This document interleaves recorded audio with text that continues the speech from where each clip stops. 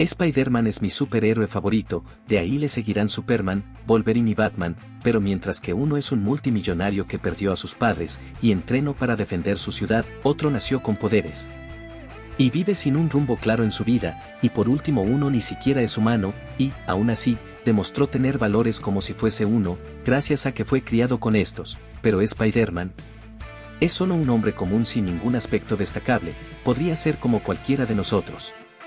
Empatizamos con él al verlo tener problemas económicos y al relacionarse con los demás, ya que tiene que ocultar la verdad para que nadie además de él salga herido.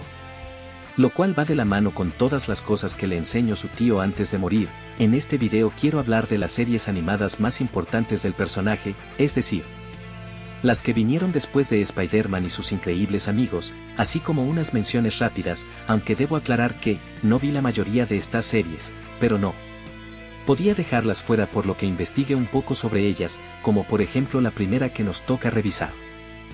Ok, se los digo desde ya, este Peter no tiene el cuerpo de un estudiante de 17, se podría decir que Japón no es el único país que hace personajes cuyo físico no coincide con su edad, dejando eso de lado. Tengo entendido que esta serie salió en la época donde los villanos solo podían usar armas láser en vez de reales, y que los golpes directos de Spider-Man hacia ellos son contados.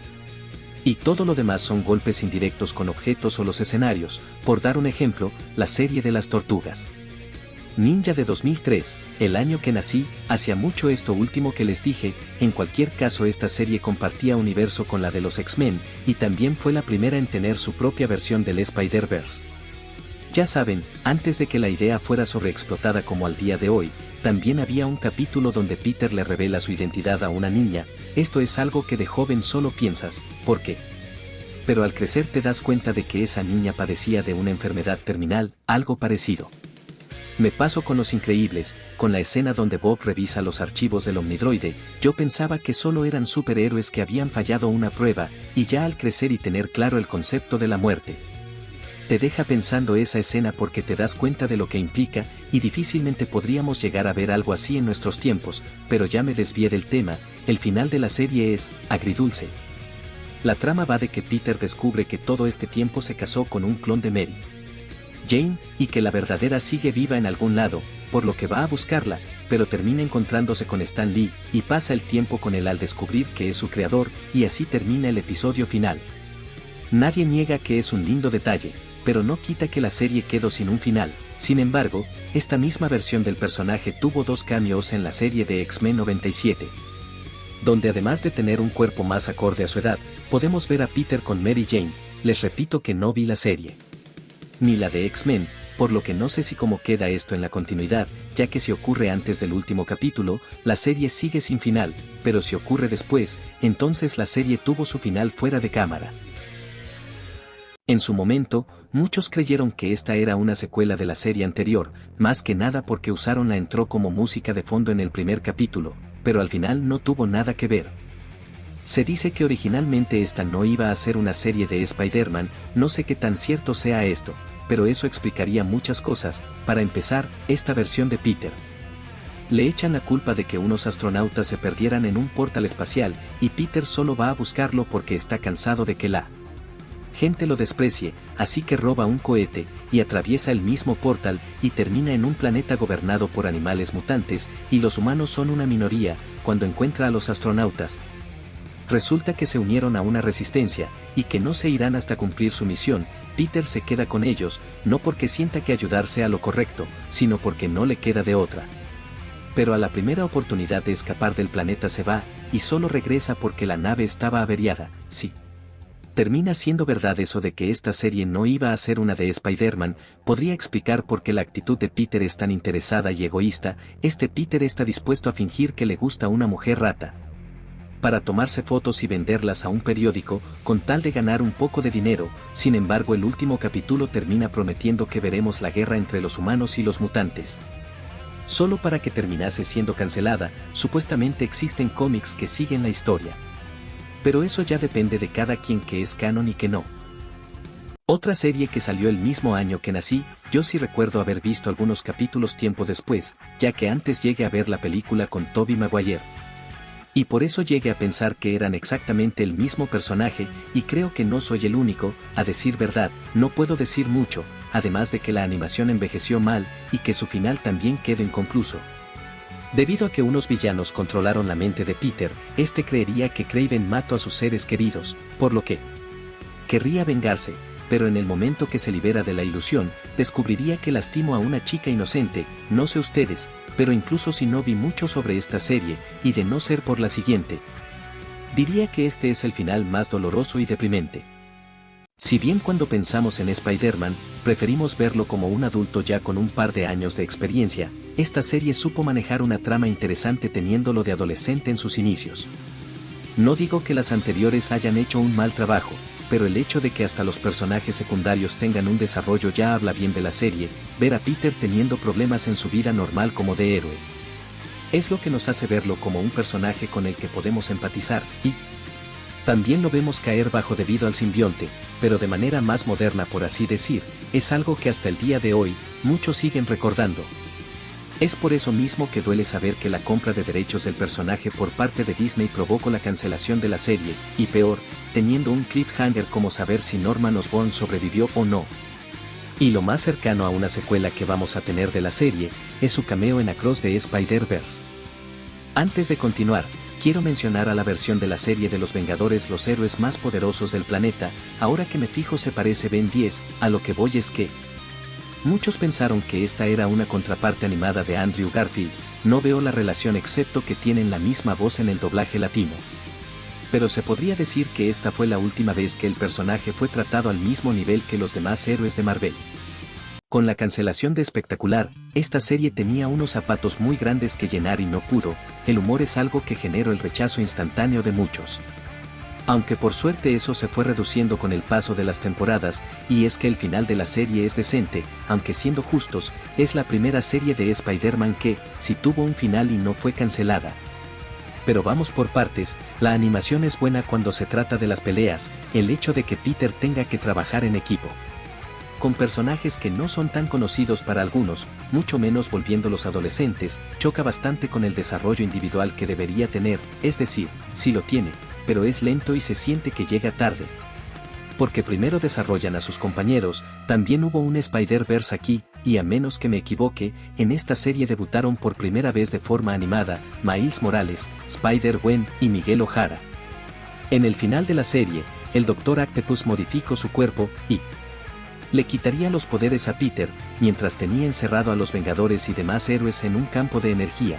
Pero la tía May, quien ya sabía la verdad, motiva a Peter a que siga adelante, dándole sus primeros lanzadores de telaraña, ya que podrá haber perdido el sentido arácnido y su habilidad para trepar muros, pero mantiene su experiencia en combate, por lo que va a hacerle frente a Octopus.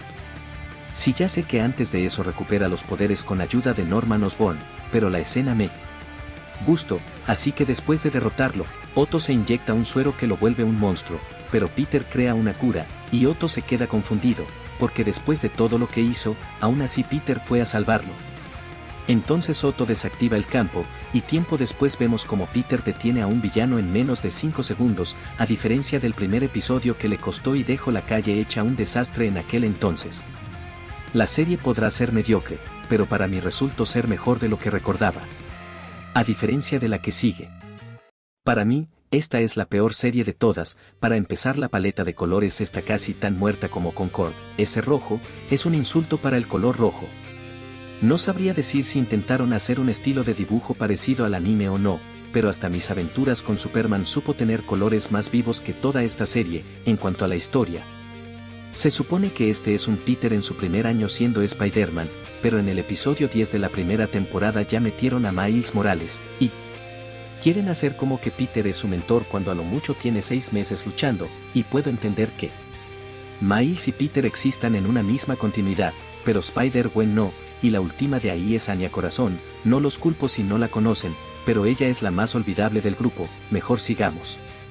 Hay un arco donde toda la ciudad se infecta con un virus que les da poderes de Spider-Man a todos, pero poco a poco se convierten en arañas monstruosas. No sé ustedes. Estoy casi seguro de que en los comentarios alguien va a decirme que existe un cómic que trata sobre eso, pero por la manera en que Manejaron la historia aquí, sinceramente no me interesa saber cómo es en el cómic original, ya que no me gustó la idea, siento que lo único para lo que sirvió esta idea fue para que Harry no descubra que Peter es Spider-Man, porque si todos tienen poderes, entonces nadie los tiene. También quisieron adaptar el arco de Superior Spider-Man aquí, pero como esto es una serie para niños. La historia es simplificada, sin consecuencias, quiero decir, el hecho de tener a Octopus siendo Spider-Man da momentos como Flash Thompson decepcionado al ver que su héroe ya no es quien solía ser, o ver a J. Jonah Jameson, respetando la nueva actitud de Spider-Man. Todo para que al final los recuerdos de Peter del tío Ben hagan reflexionar a Octopus, y en un arco de menor importancia el villano principal es el buitre, quien construyó una máquina poderosa para vengarse de Norman porque le había robado sus ideas, entonces Otto se sacrifica para detenerlo, y hablando de Norman, en esta serie repitieron 2 veces la trama de que este había muerto, solo para volver y decir que fingió todo este tiempo. Al final de la serie Peter conoce a Mary Jane, y la invita a un baile escolar. Pero Venom y otros simbiontes atacan, logran detenerlos, pero destruyen la escuela en el proceso, pero no importa porque Iron Man construye una nueva escuela, y todos pueden seguir sus vidas, y ese fue el final, así es. El final no me hizo sentir nada, ni siquiera puedo decir que estoy decepcionado. Empiezo a entender por qué la gente prefiere cosas que mínimo los haga sentir enojados, a comparación de no sentir nada, ignorando que la animación se ve floja en más de un episodio.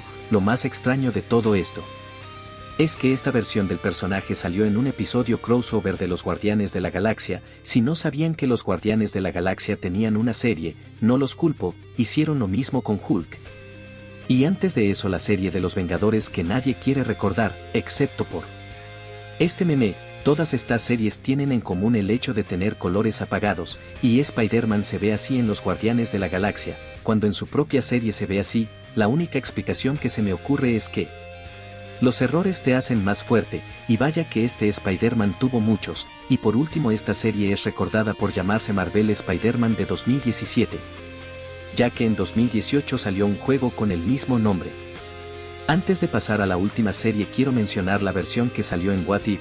El capítulo de los zombies es uno que tiene las ideas peor ejecutadas, y a diferencia de lo que muchos piensan, Spider-Man no es la excepción en este capítulo. Es decir, sí, es agradable ver a un Peter optimista, pero de nuevo, estamos hablando de un apocalipsis zombie. Se murió la tía May, Tony Stark y por último Happy. Y Peter sigue sonriendo como si nada. La versión de Tom Holland podrá tener problemas, pero querer matar al Duende Verde o estar alejado de todos, son reacciones más creíbles que solo sonreír ante un mal momento. Siento que esta versión en otro contexto pudo ser la flanderización de todo lo malo que podemos decir de Tom Holland, ya que me creo que si esta versión de Peter hubiese estado en No Way Home, se hubiese deprimido por máximo unos 15 segundos. Y hubiese vuelto a pelear haciendo chistes malos, pero ahora sí nos toca hablar de la serie más reciente. La primera impresión que muchos tuvieron fue negativa. La animación en situaciones cotidianas dejaba que desear, pero por suerte en las peleas y las escenas de Spider-Man balanceándose por la ciudad quedaron bastante bien animadas, luego de que pensáramos que la versión de MTV era una secuela de Tobey Maguire, y que la versión de los Vengadores, los héroes más poderosos del planeta, era el mismo que Andrew Garfield. Resulta que esta nueva serie originalmente sí estaba hecha para ser una precuela animada de la versión de Tom Holland, pero al final y para suerte de todos, se decidió hacer algo nuevo para no tener limitaciones creativas, aunque eso no significa que todo fue descartado. Por ejemplo, esta escena, la cual es una recreación de la primera escena de Peter en Civil War, y para aclarar las cosas, esta serie es básicamente todo lo que hubiésemos querido ver con la versión de Tom Holland. La historia ocurre durante los eventos de Civil War, pero sin Spider-Man en el equipo de Iron Man. Pero no quiero decir mucho porque si no estaría diciendo spoilers, y ya hay hasta una tercera temporada confirmada. Créanme cuando les digo que esta serie vale la pena. Y yo sé que no genera una buena impresión ver detalles como que la premisa sea que Norman Osborn sea el mentor de Peter, y este tenga piel de color, por así decir, pero la serie logró algo que no me pasaba desde Espectacular. Y eso es que los personajes secundarios me importen, y si eso no es suficiente, bueno. Imagínense que la versión de Tom Holland hubiese recibido la paliza del Duende Verde desde la primera película, pues la serie tiene algo así, y aparte de eso, esta serie tiene sangre. No recuerdo la última vez que eso pasó. Otro detalle menor es que, la serie tiene una intro con canción, y eso no pasaba desde Espectacular, ya que tanto Ultimate como la de 2017 solo eran el logo. Con un efecto de sonido o música corta que apenas duraban 10 segundos, de todas formas esta historia tiene potencial. Por lo que independientemente de cómo salga, yo estaré ahí para seguir la serie porque nadie me negará que su primera temporada es lo que nos hacía falta ver en una serie del personaje. Lo que sí podría criticar es el hecho de que se saltan la parte donde Peter aprende a usar sus poderes, ya que existe un cómic donde muestran eso, aunque bueno. Puede que esto termine haciendo que las nuevas generaciones se interesen en otros medios con el personaje, después de todo estamos hablando de uno de los personajes más reconocidos por todo el mundo, y en esa lista están Goku, Pikachu, Mario, Mickey, Superman, Bob Esponja, Sonic, Los Simpsons y bueno ya se hacen la idea. Esta serie mi tier list de las series hasta ahora, y de nuevo, es mi opinión así que no tengo la verdad absoluta, por lo que sin más que decir me retiro.